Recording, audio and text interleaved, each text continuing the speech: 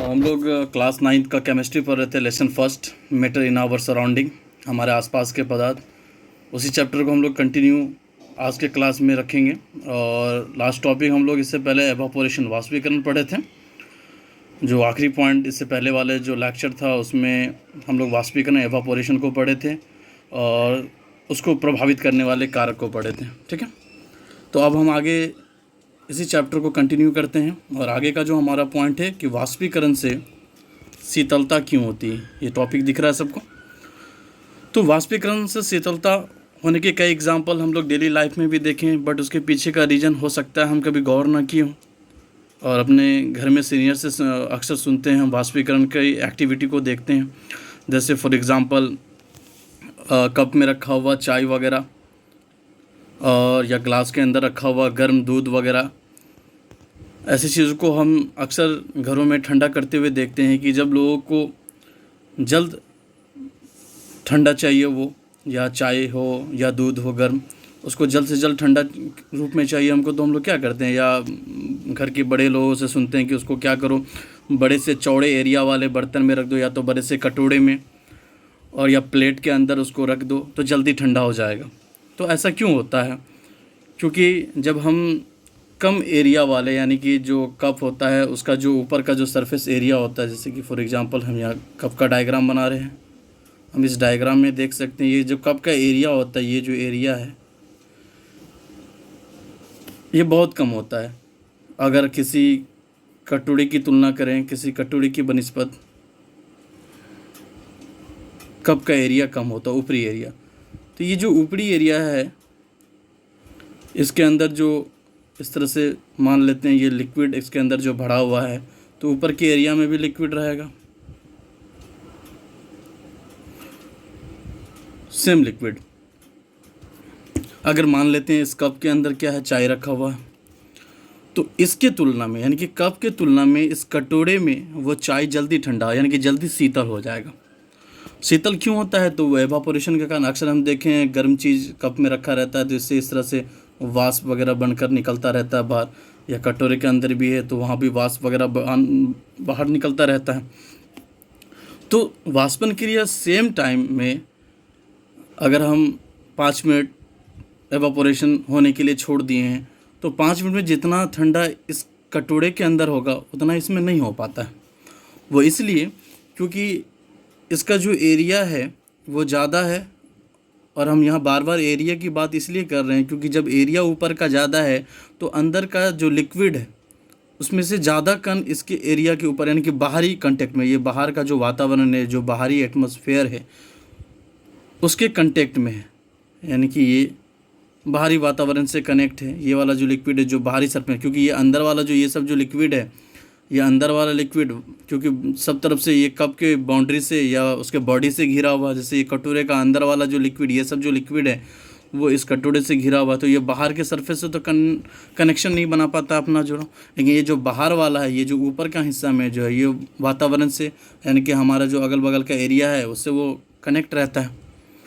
तो ऊपर के एरिया में जो कण, क्योंकि कोई भी चीज़ हो, सॉलिड हो, लिक्विड हो, गैस हो, हम बता चुके हैं वो सारे चीज़ छोटे छोटे कणों से बना होता है। उस कण को क्या कहते हैं? तो इंग्लिश में उसको एटम कहते हैं और हिंदी में क्या कहते हैं? परमाणु कहते हैं। ठीक है, तो क्लियरली इसमें लिखने में प्रॉब्लम हो रही है। ठीक है, तो बट ध्यान रखो कि जो हम बोल रहे हैं उस पॉइंट पर नोटिस करोगे कि इंग्लिश में एटम बोलते हैं, हिंदी में परमाणु बोलते हैं। और ये जो परमाणु एटम किसको बोल रहे हैं? तो कोई भी जो पदार्थ होते हैं, चाहे वो सॉलिड हो, लिक्विड हो, गैस हो, वो बहुत छोटे से छोटे कण से बना होता है। खैर, इस एटम का, परमाणु का भी और कण है जिसके अंदर कई 37-38 सब पार्टिकल्स हैं, मेसोन, पाई मेसोन, न्यूट्रिनो, एंटी न्यूट्रिनो वगैरह। उसके अलावा जो 3 मेन इंपॉर्टेंट, यानी कि फंडामेंटल या बेसिक जो सब यूनिट है एटम का, वो इलेक्ट्रॉन, प्रोटॉन और न्यूट्रॉन है। हम इसको पहले भी क्लास में सुन चुके हैं। तो ध्यान देंगे, हम जो बताना चाह रहे हैं उस पॉइंट पर ध्यान देंगे, नोटिस करेंगे। तो हम यहाँ क्या कह रहे हैं कि जो बाहरी एरिया है इसका, ये बाहरी एरिया, यानी कि इसमें जो कण प्रेजेंट है वो क्या होता है, बाहरी एरिया से कनेक्ट रहता है। और ये जो कण है, यहाँ पे जो उपलब्ध कण है वो क्या करता है, अंदर वाला जो कण यानी कि जो एटम है, जो परमाणु है, ये जो लिक्विड के अंदर जो ये प्रत्येक एटम के अंदर जो गर्मी है, वो बाहर वाला क्या करता है, अंदर वाले से हीट ले लेता है। और जब हीट ले लेता है वो, तो काफ़ी हीट हो जाने के बाद जब कोई चीज़ गर्म हो जाता है तो वो हल्का होता है, वो ऊपर की ओर उठता है। और ये ऊपर की ओर इसलिए उठ पाता है क्योंकि हम लोग जब पढ़े हैं एक टिपिकल स्ट्रक्चर की, जो भी एटम्स होते हैं परमाणु, एक दूसरे से एक बंधन से जुड़े रहते हैं, एक बॉन्ड से जुड़े रहते हैं। यानी कि ये इसको बांधे रहता है, ये इसको बांधे, वो इसको बांधे, वो इसको करें, यानी एक दूसरे को बांधे रहता है, एक दूसरे को वो क्या करता है, खींचे रहता है। यानी कि इसको इंटरमोलिकुलर फोर्स ऑफ अट्रैक्शन कहते हैं। यानी कि जो कण सब है, वो कण क्या है, एक दूसरे को बाइंड करके रखे रहता है एकदम हार्डली। सॉलिड में सबसे ज़्यादा होता है, इसलिए सॉलिड जो होता है बहुत ज़्यादा हार्ड होता है। तो जब हीट पड़ता है तो यही जो बीच में जो बाउंड्री है, यही सब के बीच में जो बाउंड्री सब, ये जो बाउंड्री हम रेड रेड दिख रहे हैं कणों के बीच में, ये जो कण के बीच में जो बाउंड्री है रेड रेड, ये सारे बाउंड्री क्या होते हैं, कमज़ोर पड़ने। तो यानी कि जो बाहर वाला जो एटम परमाणु है, वो अंदर वाला जो है, जो ये अंदर वाला कण सब जो इसको बांध के रखे हुआ था, वो बंधन कमज़ोर पड़ने लगता है। यानी कि जो इंटरमोलिकुलर फोर्स ऑफ अट्रैक्शन है कणों के बीच, तो ये बाहर वाला जो कण जो हमारे बाहर के वातावरण से जो कनेक्शन रखता है, उस पर क्या पड़ता है, कमज़ोर पड़ जाता है। यानी कि नीचे वाला कण का जो अट्रैक्शन था उस पर, यानी कि उसको जो खींच कर रखे हुआ था कि नहीं तुम भी हमारे ही साथ रहो, हमसे ही कनेक्शन रखा करो, यानी कि अट्रैक्शन फोर्स लगा के उसको अंदर की ओर खींच रहता है। लेकिन जब क्या होता है कि ये बाहर वाला कण अंदर वाले कणों से हिट ले लेता है, काफ़ी हिट लेने के बाद क्या होता है, ये पावरफुल हो जाता है, और अंदर वाला जो कण है, जो अट्रैक्शन बनाए रखा था, ये सब जो हम देख रहे हैं, वो अट्रैक्शन टूट जाता है, कमज़ोर पड़ जाता है, और ये जो कण है वो क्या होता है, वाष्पित होके बाहर की ओर निकल जाता है। यानी कि जो कण था वो चला गया बाहर, तो अंदर का हीट लेके चला गया। फिर जैसे वो चला गया तो फिर नीचे वाला कुछ कण वो ऊपर वाला एरिया में आ गया। अब नीचे वाला और कण ऊपर वाला एरिया में आया तो फिर वो भी सेम यही प्रोसेस किया। वो फिर बाकी के अंदर वाले से क्या किया, हीट ले लिया, और बाकी के अंदर वाले से हीट लेके वो क्या होता है, वो फिर वाष्पित हो गया। यानी कि फिर और जो हीट था अंदर वाले का वो लेके बाहर चला गया। फिर ये वाला भी लेयर चला गया, तो फिर नेक्स्ट लेयर आया। नेक्स्ट लेयर के अंदर जो प्रेजेंट एटम सब थे, वो भी एटम क्या किया, सेम प्रोसेस। तो ऐसे ही बार बार नीचे वाला एटम ऊपर की ओर आता है, और वो अंदर वाले का हिट लेता है, अपने ऊपर अट्रैक्शन पावर को कम करता है, और वाष्पित होकर बाहर निकल जाता है। तो इसमें क्या, इसमें कम कण है, तो थोड़ा थोड़ा करके निकलेगा। एक बार इतना लेयर बाहर निकला, छोटा सा निकला, फिर नेक्स्ट टाइम हुआ, फिर नेक्स्ट टाइम थोड़ा सा लेयर निकला, तो थोड़ा थोड़ा लेयर। लेकिन इसमें हम अगर देखें, ये कटोरे में देखें, तो इसमें क्या होगा, इसमें ज़्यादा इतना इतना बड़ा लेयर जाएगा, तो इतना बड़ा लेयर बाहर निकलेगा, तो इतना बड़ा लेयर में उतना एटम भी तो ज़्यादा से ज़्यादा होगा ना। तो सिंपल सी बात है कि जब बड़ा सा बर्तन, और इससे और बड़ा बर्तन हम ले लेंगे, इससे और बड़ा पोट ले लेंगे, तो उसमें क्या होगा, अगर हम मान लेते हैं प्लेट ले लेते हैं, इससे भी लंबा चौड़ा एरिया वाला ले लेते हैं, तो उसमें क्या होगा, उसमें तो और तेज़ी से ठंडा, क्योंकि और ज़्यादा कण यहाँ पर प्रेजेंट रहेंगे। तो जब और ज़्यादा कण होंगे तो वो क्या होगा, इतना बड़ा लेयर बाहर निकलेगा, फिर इतना बड़ा लेयर बाहर निकलेगा, तो इतना बड़ा लेयर में उतना ही एटम परमाणु होंगे और उतना ज़्यादा हीट लेके बाहर निकलेगा। तो सिंपल सा इसका कई एग्जांपल हम लोग ले सकते हैं कि मान ले कि सेम अमाउंट में कोई चीज़ खाने को है, जैसे सेम अमाउंट है, मान लेते 1 kg ही कोई चीज़ है, और इसको खाने वाले, मान लो कोई मिठाई है 1 kg है, इसको खाने वाले 5 लोग हैं, 5 पर्सन हैं। तो इसको खाने में अगर वो मान लेते हैं कि 5 मिनट लगाता है या 15 मिनट लगा रहा है, सेम इतना ही, सेम मिठाई 1 kg ही है, और इसको खाने वाले जो पर्सन है वो 5 के बजाय 25 हैं, तो वो क्या करेगा, तब उसको 15 मिनट लगेगा क्या, तब नहीं लगेगा, तब उसको मुश्किल से 1 या 2 मिनट लगेगा। यानी कि जब क्वांटिटी सेम ही रहे लेकिन उसको कंज्यूम करने वाले लोग बढ़ जाएं, तो क्या होगा, वो क्वांटिटी जल्दी खपत हो जाएगा। कंज्यूम मतलब उसका उपयोग, इस्तेमाल करने वाला लोग जब ज़्यादा हो जाएगा तो वो चीज़ जल्दी ख़त्म हो जाएगा। तो सेम वैसा ही यहाँ पर हो रहा था। वो जो हम लोग पढ़े कि जो शीतलता होती है एवापोरेशन में, तो वहाँ क्या होता है कि जो हमारा कटोरा है, इसमें क्या हो गया कि ज़्यादा बड़ा एरिया है, तो क्या हो गया, ज़्यादा परमाणु। तो यहाँ जो परमाणु प्रेजेंट है, इसको हम समझ लेते हैं कि वो क्या है, व्यक्ति है, पर्सन है, इस एरिया में रहने वाले लोग हैं। ठीक है, तो इस एरिया में रहने वाले लोग हैं और चीज़ उतना ही है। तो क्या हो गया, जब जो लोग, ये जो वो लोग हैं इस एरिया में, जो लोग इसका उपयोग करते हैं, तो क्या करेगा, वो लोग जल्दी ख़त्म कर देगा। और वही चीज़ सेम मात्रा में है, लेकिन वो इस तरह से लंबा पोर्ट में है। और हम क्या कह रहे हैं यहाँ पर, जो उपयोग करने वाला जो लोग हैं वो सिर्फ ये ऊपर के एरिया में रहता है, नीचे वाला जो लोग है वो कंज्यूम नहीं करेगा, वो उपयोग नहीं। तो इसमें हम देखेंगे नीचे भी रह रहे हैं, लेकिन कंज्यूम करने वाला जो है वो ऊपर के एरिया में है। तो ऊपर के एरिया में इसके तुलना में जितने पर्सन यहाँ पर रहेंगे उसके तुलना में तो यहाँ पर्सन नहीं होगा, यहाँ कम होगा, तो कम कंज्यूम करेंगे। यहाँ अगर मान लेते हैं कि 40-50 लोग हैं और सेम 1 लीटर पानी को कंज्यूम कर रहे हैं, यानी कि यूज़ कर रहे हैं, तो 40-50 लोग हैं जो 1 लीटर पानी का इस्तेमाल करेंगे, कितना तेज़ी से खपत करेंगे। वहीं पर यहाँ पे 4-5 लोग या मुश्किल से 15-20 लोग आएंगे खाने वाले या इसका इस्तेमाल करने वाले, तो क्या होगा, वो थोड़ा देरी से खपत होगा। तो सेम कंडीशंस आता है कि एवापोरेशन में जो शीतलता होती है वही, तो जितना ज़्यादा एरिया, और शीतलता क्यों होती है तो अभी हम उसके साथ साथ ये भी बता दिए कारण कि जो शीतलता इसके अंदर आती है वो क्यों आती है, तो वो साथ में बता दिए कि जो कण होते हैं, फिर से हम रिपीट कर देने इसमें कैसे बताए थे, तो एक साथ फिर से सेपरेट करके बताते हैं कि जो कण इसके अंदर प्रेजेंट हैं एवापोरेशन के कारण क्यों शीतलता, क्योंकि क्वेश्चन क्या है कि वाष्पीकरण से शीतलता होती है। तो हम यहाँ समझ लेते हैं वाष्पीकरण से शीतलता क्यों होती है। तो वाष्पीकरण यानी कि ये वाष्प बन के निकलना बाहर की ओर। तो इसमें क्या होता है, जो बाहर वाले एरिया में जो कण हैं जो वातावरण से संपर्क रख रहे हैं, जो बाहरी वातावरण एटमॉस्फेयर से जो संपर्क रख रहे हैं, इस एरिया में जो प्रेजेंट कण हैं वो अंदर वाले जो कण सब हैं वो कण से क्या करते हैं, हीट ले लेते हैं। और हीट लेके क्या होते हैं, अपने ऊपर आकर्षण बल जो नीचे से लगा हुआ था उसको कमज़ोर कर देते हैं, और सारा हीट लेके क्या होते हैं वो बाहर की ओर निकल जाते हैं।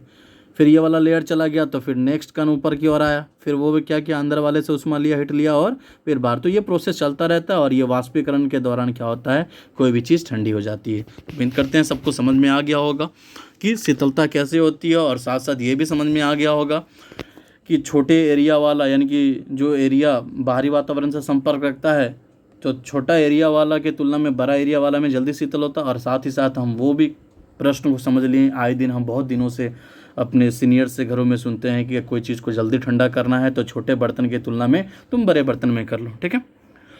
अब आगे की ओर बढ़ते हैं तो और पढ़ भी लेते हैं टॉपिक लिखा हुआ क्या है। तो लिखा हुआ कि वाष्पीकरण प्रक्रिया के दौरान लुप्त हुई ऊर्जा को पुनः प्राप्त करने के लिए द्रव के कण अपने आसपास के वातावरण से ऊर्जा अवशोषित कर लेते हैं। इस अवशोषण के कारण वातावरण शीतल है। वही बात जो अभी हम जस्ट बताएं कि अपने अगल यानी कि ऊपर वाला जो कण है, इसमें जो ऊपर में जो कण प्रेजेंट है ये क्या करता है, अपने आसपास वाले से जो भी गर्मी है, हीट है, आसपास कौन हुआ है, इसी के अंदर जो ये सब जो प्रेजेंट है ये सबसे क्या करता है, वो हीट ले लेता है, अपने आसपास वाले से हीट लिया, और हीट लेने के बाद क्या होता है, वो ऊपर की ओर वाष्पित हो जाता है। तो सेम चीज़ वहाँ लिखा हुआ है छोटे से लाइन में, और उसको हम लंबे में बता चुके हैं, लगभग 10-12 मिनट लग गया उसको समझाने में। तो उम्मीद करते हैं कि बढ़िया से सबको समझ में आ गया होगा, ठीक है। अब आगे हम देखते हैं, कुछ उदाहरण दिए हुए हैं कि शीतलता। फिर तो उदाहरण के तौर पे एक एग्जांपल आ रहा है कि अगर हम हाथ पर एसीटोन डालते हैं तो एसीटोन हमारे हाथ को, ये जो पॉइंट हम देखते हैं, एसीटोन हमारे हाथ से उष्मा लेकर वाष्प में परिवर्तित हो जाता है, और इसी कारण हमें हाथ पर शीतलता महसूस होती है। यानी कि अक्सर हम देखते हैं कुछ लिक्विड, जैसे कि हम लोग सैनिटाइज़र वगैरह भी देखते हैं, हाथ पे डालते हैं तो ठंडापन लगता हो सकता है ना, तो उस सैनिटाइज़र के अंदर एसीटोन की मात्रा हो। तो हम एसीटोन जो केमिकल यहाँ आ रहा है वो एसीटोन का जब हम इस्तेमाल करते हैं और अपने हाथ के हथेली पर जब उसको रखते हैं, तो हथेली के अंदर यानी कि हमारे बॉडी का कुछ ना कुछ तो टेम्परेचर होता है, हमारे बॉडी में कुछ ना कुछ तो गर्मी रहता है, तभी तो हम थर्मामीटर वगैरह लगाते हैं। तो फ़ारेनहाइट या डिग्री सेंटीग्रेड में हम लोग देखते हैं 98, 96, 95 कुछ ना कुछ बॉडी टेम्परेचर हमारा हमेशा रहता है। वही कभी बढ़ जाता है तो लोग कहते हैं फीवर हो गया।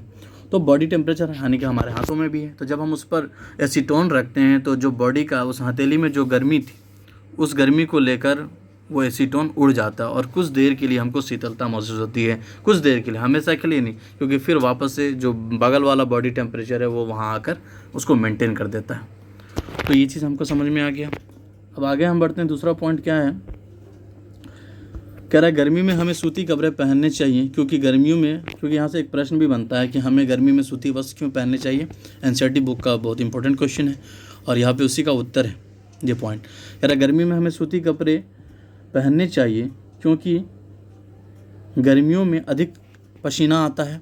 सूती कपड़े पानी के अच्छे अवशोषण या अवशोषक होने के कारण पसीना अवशोषित करके वायुमंडल में आसानी से वाष्पीकरण यानी कि एवापोरेशन कर देते। तो हम लोग को अगर प्रश्न करता है कि सूती वस्त्र हमें गर्मी के दिनों में सूती वस्त्र क्यों पहनना चाहिए, तो हम सबसे अच्छा इसका उत्तर जो लिखा हुआ कि सूती वस्त्र क्या होता है, जो पानी होते हैं, जो पसीना होते हैं, उसको सोखने यानी कि उसका अवशोषण करने में, यानी कि बढ़िया अवशोषक होता है, उसको सोख लेता है अपने अंदर। और अवशोषक होने के साथ साथ वो क्या करता है, बाहरी वातावरण से संपर्क बनाकर उसका एवापोरेशन वाष्पीकरण भी कर देता है। और वाष्पीकरण का हम बेहतर एग्जाम्पल अभी देख चुके हैं कि जब वाष्पीकरण होता है तो शीतलता महसूस होती है, क्योंकि वो क्या होता है, वो जो वाष्प उड़ता है वो क्या करता है, बगल वाले जो अंदर जो कण मौजूद होते हैं जिसके पास जो हीट होता है वो सबका हीट लेकर बाहर की ओर उड़ जाता है, यानी कि वहाँ से वो चला जाता है गर्मी लेकर बगल वाले कण या बगल वाले परमाणुओं का। तो सूती कपड़े पानी के अच्छे अवशोषक होने के कारण क्या करता है, वो वायुमंडल में आसानी से वाष्पीकरण कर देता है। चूँकि वाष्पीकरण से शीतलता होती है, वही बात जो भी हम जस्ट बता चुके हैं। अतः गर्मी में सूती कपड़े हमें आराम मिलता है सूती कपड़े से। ठीक है, तो प्रश्न का उत्तर मिल गया कि गर्मी के दिनों में सूती कपड़े क्यों पहनने चाहिए। तो सिंपली कहेंगे ये क्या होता है कि पसीने का या पानी का अच्छा अवशोषक होता है, और अच्छा अवशोषक होने के साथ साथ वाष्पीकरण भी बहुत अच्छे ढंग से करता है। और वाष्पीकरण जब होगा तो शीतलता महसूस होगी, और हमें गर्मी के दिनों में क्या ज़्यादा पसंद थे, शीतलता होना। ठीक है, यानी कि शीतल होना, ठंडापन महसूस करना। अब हम तीसरा पॉइंट देखते हैं।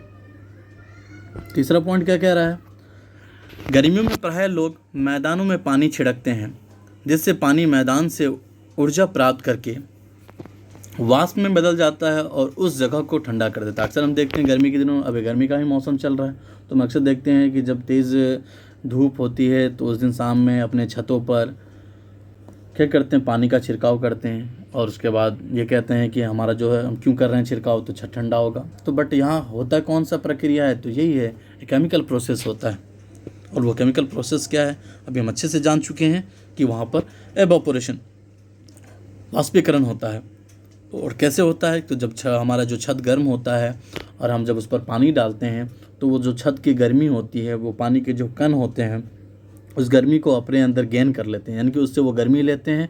और गर्मी लेते ही वो क्या होते हैं, काफ़ी ऊर्जावान हो जाते हैं। तो आकर्षण बल उसका कमज़ोर होता है और वो क्या होते हैं, वाष्पित होके, यानी कि वो अंदर का जो छत का जो गर्मी था वो उसको लेकर वो वायुमंडल में चले जाते हैं, और जिससे क्या होता है, वो छत ठंडा हो जाता है, यानी कि वो जगह शीतल हो जाता है। तो समझ में आ गया तीसरा पॉइंट भी कि गर्मी के दिनों में प्रायः लोग मैदान में पानी क्यों छिड़कते हैं, और पानी छिड़कने के बाद वो मैदान ठंडा क्यों होता है।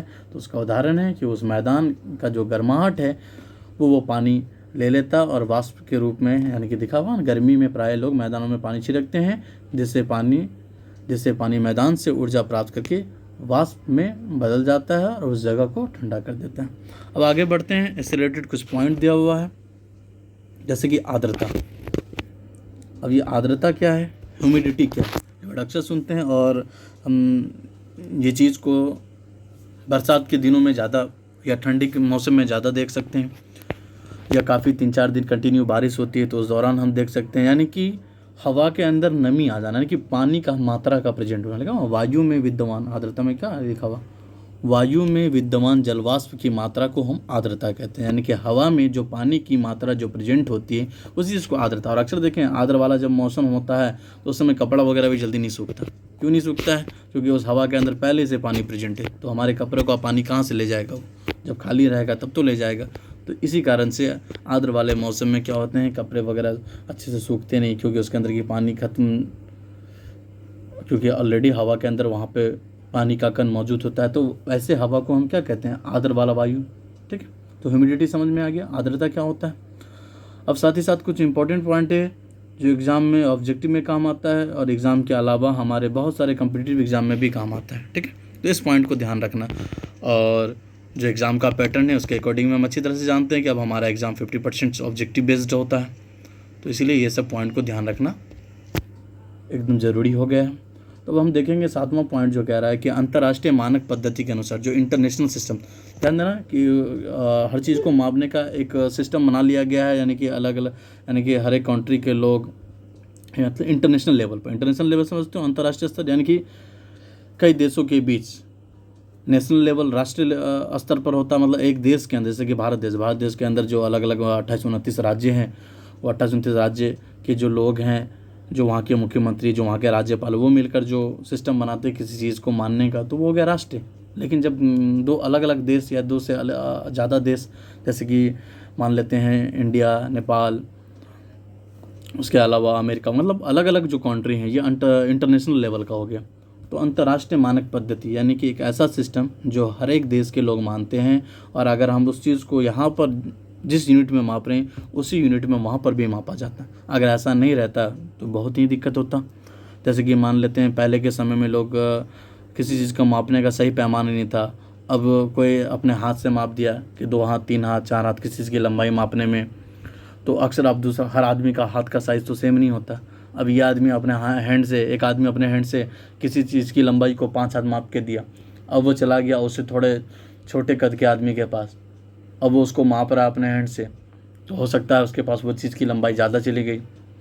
या छोटे हैंड वाले लोगों से कोई चीज़ की लंबाई मपवा कर मंगा रहा है, और जो मंगवा रहा है अपने लिए, उसको जो ज़रूरत है वो अपने हैंड से उसकी लंबाई मापा, तो 5 हाथ उसको चाहिए था लंबाई, लेकिन जिस आदमी से वो मंगवाया, जिससे ख़रीदा, उसका हाथ उससे छोटा है, तो क्या हो गया, उसकी जो ज़रूरत थी उस ज़रूरत के मुताबिक जो वो साइज़ नहीं आ पाए, तो वो काम क्या होगा, अल्टर हो जाएगा। तो ऐसे बहुत सारे यूनिट हैं अलग अलग लोग, जैसे कि अभी भी देखते हैं हम लोग कई पैमाने हैं, अंदाज से लोग दे देते हैं, या कभी हैंड के सहारे, उसके अलावा पाँव के, अब ज़मीन वगैरह की लंबाई मापना है तो कभी लोग पैर से, है ना, 4 कदम, 5 कदम, इस तरह से। मतलब ये सब यूनिट क्या है कि हर जगह मान्य नहीं है और हर लोगों का बराबर नहीं हो सकता, इसलिए इसमें क्या होगा कि मेजरमेंट में गड़बड़ी आएगा। इसी वजह से इन सारे गड़बड़ियों को, इन सारे परेशानी से बचने के लिए इंटरनेशनल लेवल पे क्या कर दिया गया है, एक पद्धति सिस्टम बना दिया गया है जिसमें हर एक चीज़ को मापने का कुछ ना कुछ यूनिट है। तो हम उसी यूनिट को ध्यान देंगे। तो सबसे पहले यहाँ पे क्या कह रहा है कि आयतन, वॉल्यूम समझते हैं, यानी कि किसी चीज़ को, कोई वस्तु है, जैसे ये वस्तु है, तो इसको मान लेते हैं ये कप है, अगर हम इसको कहीं रखते हैं तो ये जो जगह घेर रहा है, यानी कि नीचे की ओर जो जगह घेर रहा है, वो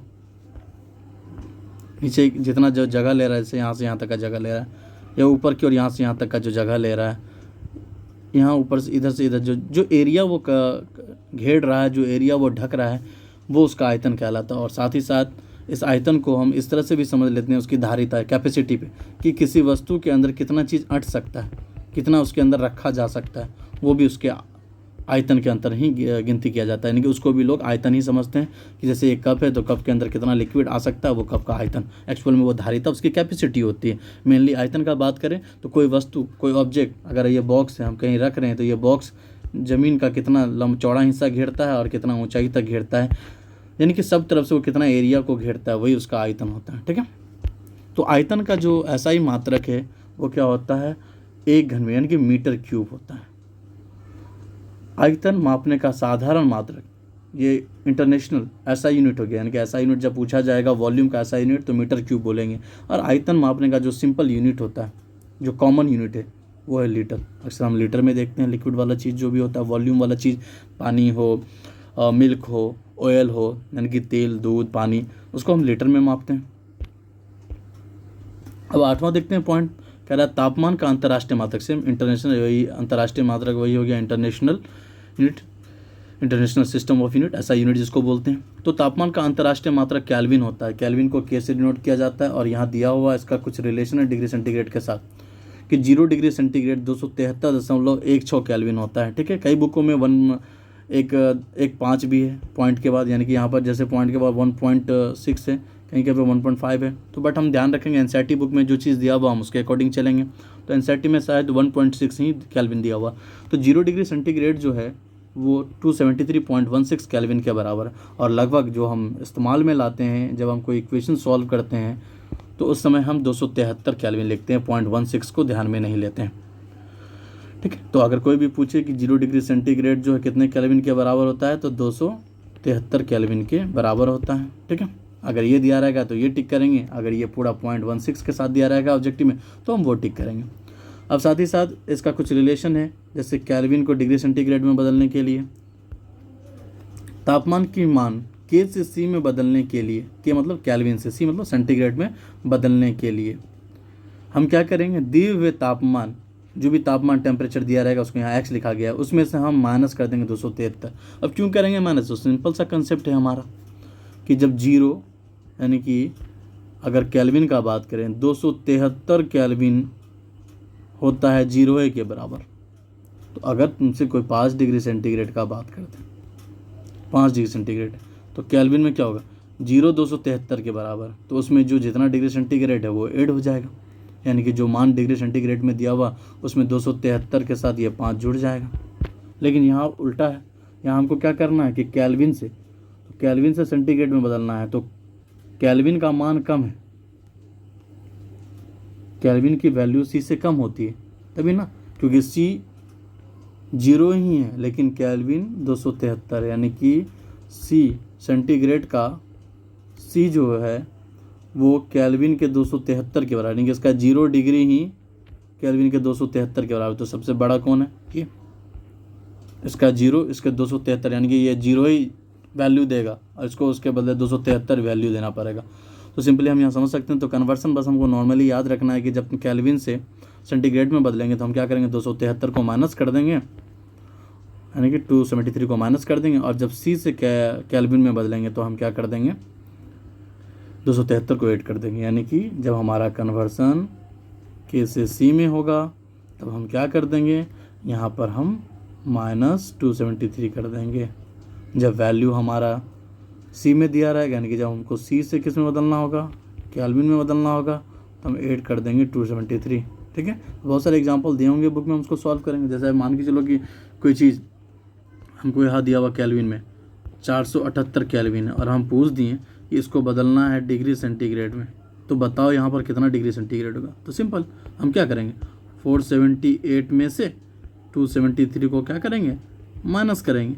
तो अब यहाँ घटा लेते हैं, 8 में से 5 गया तो ये 8 में से 3 गया तो क्या बच गया 5, 7 में से 7 गया तो 0, 4 में से 2 गया तो 2। तो अब डिग्री सेंटीग्रेड कितना गया 205 डिग्री सेंटीग्रेड निकल गया। अब जस्ट इसका उल्टा, अब अगर हमको क्या दे देगा डिग्री सेंटीग्रेड में मान है, मान लेते हैं कि वैल्यू दिया हुआ है और 15 डिग्री सेंटीग्रेड में, और हमसे पूछ दिया कि बताओ कि केल्विन में मान क्या होगा, इस जगह पे क्या आएगा ये खाली जगह पे। तो हम क्या करेंगे यहाँ ध्यान देंगे, इससे हमको के में बदलना, तो क्या करना पड़ेगा 273 को बस जोड़ देंगे, 15 में 273 को ऐड करेंगे तो क्या हो जाएगा 5 3 8 हो गया, 7 1 8, यानी कि 288 क्या हो जाएगा केल्विन हो जाएगा, यानी कि 15 डिग्री सेंटीग्रेड 288 केल्विन के बराबर होता है। ठीक है, तो ध्यान में रहेगा हमको ये सब पॉइंट, कन्वर्सन बता दिए हैं। अब आगे देखते हैं जो 9वां पॉइंट है उसमें क्या लिखा हुआ है, एटमॉस्फेयर गैसीय दाब के मापन का मात्रक, यानी कि जो गैस वगैरह है इसका जो प्रेशर है, अब कोई भी गैस प्रेशर को हम अच्छे से समझ सकते हैं, जैसे कि किसी बलून के अंदर भरा हुआ एयर देखते हैं कैसे उसके लेयर को प्रेशर धक्का दिया रहता है बाहर की ओर, तब तो वो बलून जैसे नॉर्मल बलून है इस तरह का बलून है जब उसके अंदर एयर नहीं रहता, लेकिन जब एयर उसके अंदर भर दिया जाता है तो वो बलून क्या होता है बाहर की ओर, ठीक है, वो बलून क्या होता है बाहर की ओर एकदम उसका लेयर में एकदम पूरा प्रेशर फील होता है, क्योंकि हम जब इसको इधर से धक्का देने की कोशिश करेंगे तो लगता है कि अंदर से कोई हवा है उसको बाहर क्यों फेंक दे, क्योंकि दबा के जब छोड़ते हैं तो वापस वो बाहर आ जाता है प्रेस करके। जब हम इसको कंप्रेस करते हैं इधर से कंप्रेस किए और छोड़ देते हैं तो कंप्रेस ही नहीं रहता, वापस वो उस अपने पोजीशन पे आता है। इसका मतलब क्या है अंदर से कोई ना कोई चीज़ प्रेशर उस पर लगाया रहता है।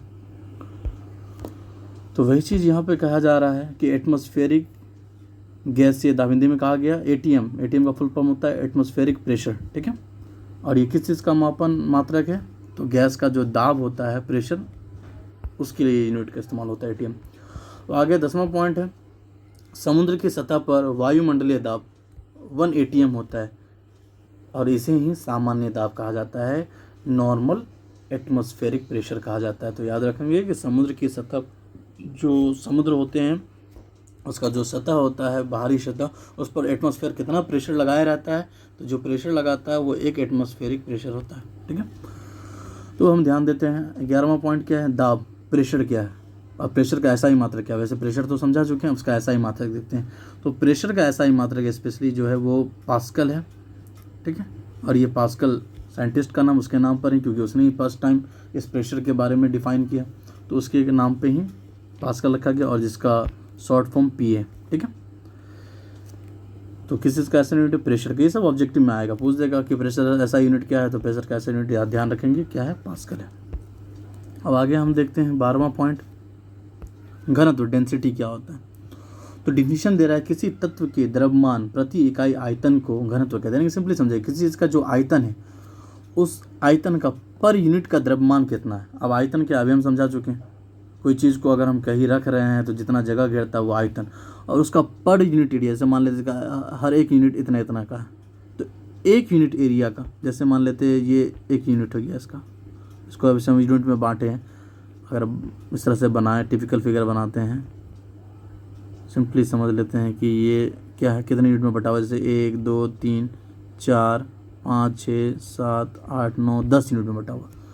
तो हर एक यूनिट का जो वजन यानी कि जो मास होगा, द्रव्यमान, इस टोटल के तुलना में, कंपैरिजन में, वही इसका क्या कहलाएगा, घनत्व कहलाएगा। और इसका शॉर्ट हम लोग ध्यान रख सकते हैं, लिखा हुआ अभी घनत्व बराबर क्या हो गया, अगर हमको डेंसिटी पता करना है जिसको डी से डिनोट कर रहे हैं घनत्व, तो घनत्व क्या होता है, द्रव्यमान